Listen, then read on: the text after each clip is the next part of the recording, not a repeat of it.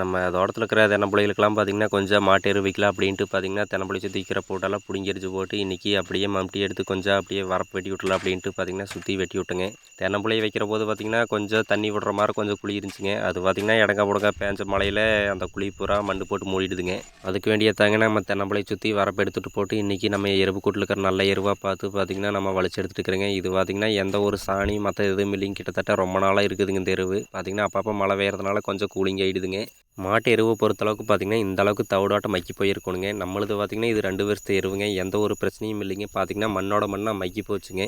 தெரியாதனமாக புதுசாக இருக்கிற சாணி கொண்டு வந்து அப்படியே நம்ம தென்னம்பிள்ளைக்கு போட்டுங்கன்னா நம்ம தென்னம்பிள்ளையை சுற்றியும் பார்த்திங்கன்னா நிறையா வண்டு பூச்சி மற்றதெல்லாம் வந்து தென்னம்பிள்ளையை சேதாரப்படுத்திடுங்க. அது மட்டும் இல்லாமல் நம்ம தென்னம்பிள்ளையை சுற்றி சூடேறி பார்த்திங்கன்னா தென்னம்பிள்ளையை வாட வச்சுருங்க.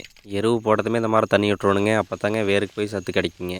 இந்த வீடியோவை இதோட முடிச்சுக்கிறேங்க. உங்களுக்கு விவசாயம் பிடிக்குன்னா மறக்காமல் நம்ம யூடியூப் சேனலை சப்ஸ்கிரைப் பண்ணிவிட்டு ஒரு லைக் பண்ணிடுங்க.